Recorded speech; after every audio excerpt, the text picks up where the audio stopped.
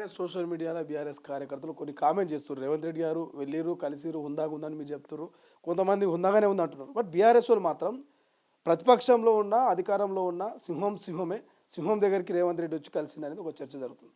ఇప్పుడు నేనేమన్నానండి అంటే ఇంతకుముందు కొంతమంది చాలా సంకుచితంగా ఆలోచిస్తారు. సంకుచిత భావాలతో ఉన్న వాళ్ళు ఉంటారు కొంతమంది. ఆ సంకుచిత భావాలతో ఉన్న వాళ్ళే అటువంటి కామెంట్ చేస్తుంటారు. ఇవాళ అజ్ఞానికి విజ్ఞానికి చాలా తేడా ఉంటుంది. అక్షరం ఒకటే తేడా. ఆడుంటుంది, వీడుంటుంది. విజ్ఞాని విజ్ఞాని, అజ్ఞాని అజ్ఞానే. వాళ్ళు ఒక అజ్ఞానంలో ఉన్నవాళ్ళు, ఒక కూపస్థ మండుకాలు వాళ్ళు, సకుచ మర్దనం చేసుకునే సన్నాసులు వాళ్ళు. అటువంటి వాళ్ళ సోషల్ మీడియాని మీరే చెప్తాను. బీఆర్ఎస్ సోషల్ మీడియా ఎవరు ఉంటారు అలా? కేటీఆర్ లాంటి వాళ్ళే ఉంటారు అలా. హరీష్ రావు లాంటి ఉంటారు. ఎందుకంటే వాళ్ళు they are all paid thing, employees వాళ్ళ పాపం. చేసేటోళ్ళందరూ కూడా ఎంప్లాయీస్. వాళ్ళ మనోభావాలకు అనుగుణంగా, వాళ్ళ ఆలోచనకు అనుగుణంగానే నువ్వు చేయాలి. వాళ్ళకి ఎంత విజ్ఞానం అని ఉండొచ్చు, కానీ ఆ అజ్ఞానికి యొక్క సూచనలే అనుసరించాలి వాళ్ళు. కాబట్టి ఆ అజ్ఞాని చేస్తున్న సూచనలే ఈ బీఆర్ఎస్ సోషల్ మీడియా చేస్తున్న విజ్ఞానులు. నేను వాళ్ళని అజ్ఞానులు అన్నాను, వాళ్ళు విజ్ఞానులే. కాకపోతే ఏంటంటే జీతభత్యాల కోసం పనిచేసేటోళ్ళు వాళ్ళు. ఆ యొక్క అజ్ఞాని సూచనలు ఈ విజ్ఞానులు ఇంప్లిమెంట్ చేస్తాను తప్ప ఇంకోటి కాదు. వాళ్ళు ఎవరైనా ప్రపంచంలో మేధావులు చాలామంది ఉంటారు. వాళ్ళు చేసినప్పుడు ఒక స్టేట్మెంట్షిప్ ఉంటుంది.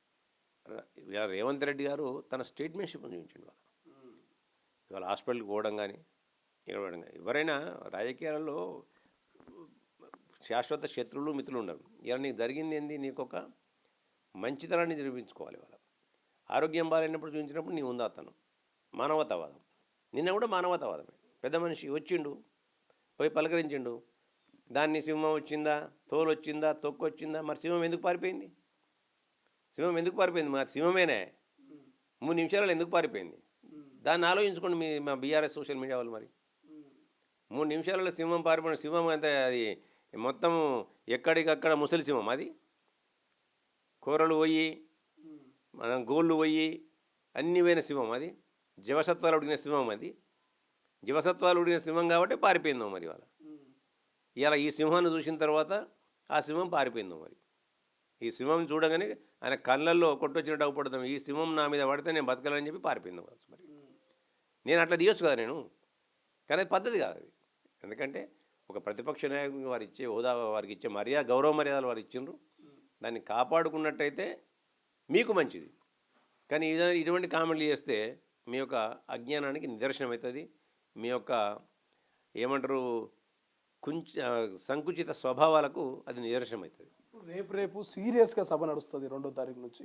ఈ సీరియస్గా జరిగే సభకు మళ్ళీ కేసీఆర్ వస్తాడు, అడిగే ప్రశ్నలకు సమాధానం చెప్తాడు, ప్రభుత్వానికి సలహాలు సూచనలు చేస్తాడనే నమ్మకం మీకు ఉన్నదా? రావాలని కోరుకుంటాం.